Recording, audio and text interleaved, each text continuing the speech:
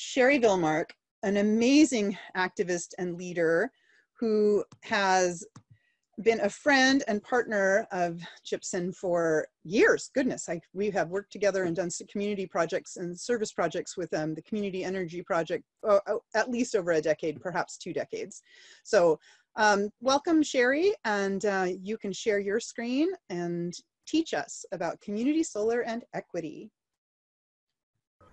Well, thank you very much for inviting me. My name is Sherrie Villmark, and I'm a program director at Community Energy Project. And we're tight on time, so I'm just going to launch right in. The CEP has actually been around for 40 years, and what we do is we provide a variety of workshops on do-it-yourself weatherization and lead poisoning prevention. We provide services for seniors and people with disabilities, where we do weatherization and make energy efficiency upgrades, as well as safety repairs. We also do energy analysis and consulting with people who want to reduce their energy use but aren't really sure where to start. I'm going to start with something this group is probably super aware of, but just to get out of gardening mode into energy mode, I want to talk a little bit about the consequences of fossil fuels and the benefits of renewable energy. So fossil fuels have a huge amount of consequences. The supply is finite and it's going to run out, so we really need to change how we're doing things anyway. But they're responsible for a lot of air and water pollution, as well as land degradation and hazardous work conditions for the people that are in that industry. And there are these large public health impacts, such as cancer and asthma, that disproportionately hurt vulnerable communities. So what we're looking for is to have more renewable energy, which has a ton of great benefits. One is that it's an inexhaustible supply. Solar panels don't suck energy from the sun, right? It has low carbon emissions. Once those things are in place, they can have multiple uses for the same plot of land. So solar panels can go on top of buildings that already exist. You can have wind turbines that are on, cattle country or grazing lands.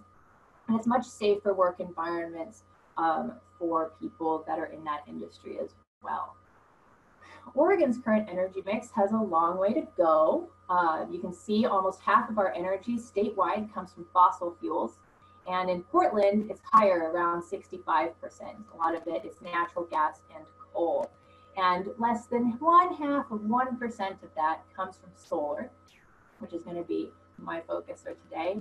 And because of this mix, there was a bill passed in 2016 called the Coal to Clean Bill, was what it was known as colloquially, that says we want 50% of our energy to be renewable by 2040 and be completely off the coal within 10 years.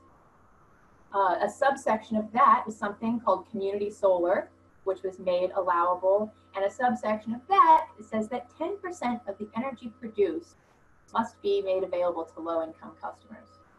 So this is where we were brought to the table, because CEP has a huge history in working with vulnerable communities. We work with a lot of people who are very low income. More than half of our participants are people of color. I mentioned earlier, we work with people on fixed income, seniors, and people with disabilities. Half of our workshops are translated into multiple languages. We work with immigrant groups. We work with single parents, like you name it. We're working with a lot of frontline communities. And when we were invited to the table around how to design community solar to make that 10% possible, which is twice the percentage of any other state that has attempted to do so and struggled to do so, I came across a lot of surprising misconceptions in the green movement. One of them being, a big one being that equity is a distraction, which I totally understand where that comes from, right? You look around and, you've got ice caps melting, you've got ocean acidification, you've got pollinators disappearing. There is a lot happening, and there's a fear that I heard a lot of, which is people saying, well, we don't want perfection to be the enemy of the good. And if we start to put equity in the middle of it, it's going to slow down environmental action. This was a really common thing that I had heard. Additionally, one of the biggest ones when it comes to including low-income folks and people of color is that you have people that confuse a lack of access for a lack of interest. And those are two extremely different things that I want to touch on. And this idea that oh, this group they're too in crisis to care about the environment. That's why they're not involved in the ways that I acknowledge. They're too in crisis to care. And if I had $1 for every time I had that, I could fund the whole program myself. And I think it's really important that we not take that kind of tone, because the environmental justice movement came from disadvantaged communities, people who are low income, people of color, people who rose above the barriers that have been placed on them systemically to make change in their communities. And so it's really important to acknowledge those groups, and those groups are still very active today. There are very many of them, including here in Portland, but all around the world. And I think it's also important to say, like, what makes an environmentalist? How do we define an environmentalist? And I think a lot of it's like a category on the left. Oh, I drive an electric car, I toss on some spandex and bike commute to work. I buy from ethical companies that do, great things, and my clothing is fair trade and organic, and I have solar panels on my house, et cetera, et cetera. And these are great things. I mean, I fit a lot of these things myself. But low-income folks are also doing a huge number of things that are great for the environment. They're taking mass transit or walking if they can't afford mass transit. People are buying secondhand clothes and gears. And when you're living in an apartment complex, you're sharing a footprint with dozens, if not hundreds, of other people. So why is it that the environmental movement isn't acknowledging and praising and including huge numbers of people who are already part of the movement without even any kind of acknowledgement or any kind of, celebration? So I would argue then that equity is not a distraction to the environmental movement. Equity is a missing component. I am an environmentalist, and I have a great deal of eco-anxiety, and a lot of that comes from the fact that I feel like we're failing in a lot of things, right? There's mass extinction. It's happening. All the things we've been talking about today, it's happening. And I think that if we were to think of ourselves on a ship that has a little rudder, and we have to change course. There's a ship, it's heading towards something, and we need to change course right now. And there's this little rudder, and it's made up of your classic environmentalists. So you're like, okay, middle and upper class people who are college educated and listen to NPR and have solar panels, and you're drinking from a mug that's made from a jar, making fun of myself a little bit, et cetera, et cetera, et cetera. And then we ask of that tiny little rudder, we're like, oh, and go vegan, oh, and don't have children, oh, and go zero waste. And we're not changing the course of this ship, not in a way that's fast enough that we need to. And strapped to the hull of that ship is a massive rudder of everybody else. And it seems to me that we should be working to cut the ropes that are binding, that are strapped that rudder to that hull, instead of asking more of a tiny little rudder. We need billions of people doing things imperfectly instead of millions of people doing things perfectly. And so when you look at the statistics, when you look at the studies, they say that the people that care the most, the people who don't have to be convinced that climate change is real, the people that want the climate crisis to be the first thing addressed, it is people of color, women, and low-income people. And the fact that we as environmentalists are failing to engage those people is a problem with us. It's not a problem with them being too in crisis to care. So I want to bring up solar as this really great example, right? Rooftop solar is great. I have solar panels, they're great. But there are a lot of huge barriers that make them inaccessible. You have to be a homeowner, you got to own that roof, right?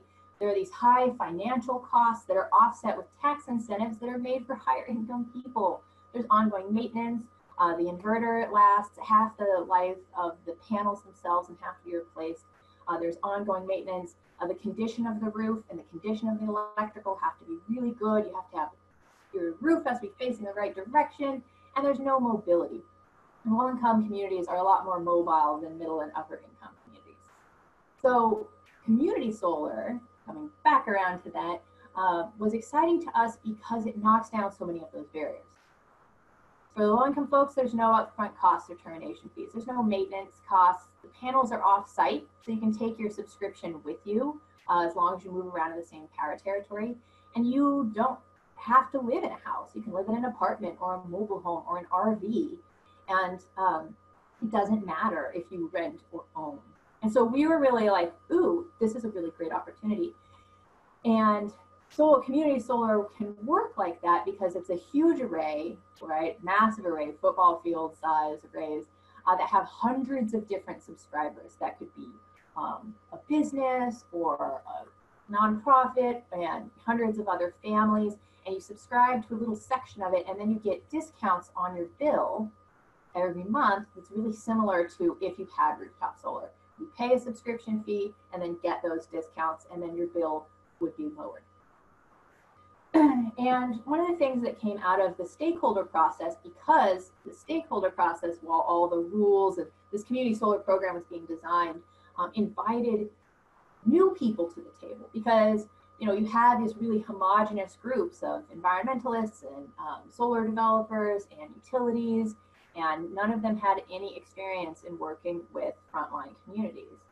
So we, as well as some other great organizations, were like, well, then you should create an expert that's going to deliver on that 10%, the low income facilitator, who's going to design the program to be something desirable to this new market, to help with recruitment, to help with educating these groups, to help with the intake process of income screening and things like that, and to connect them to the project. And low income hadn't even been defined yet. It's defined now, and that's up on the screen. You can see if you qualify and you're interested. I'll mention at the end how to get involved if you'd like to. And CEP actually ended up being chosen to be that low-income facilitator. We competed against some really great organizations, and we were really honored to be a part of that program design element for the last year. And now we've begun recruiting and educating people about community solar so they can be aware of the program and see if it's something for them.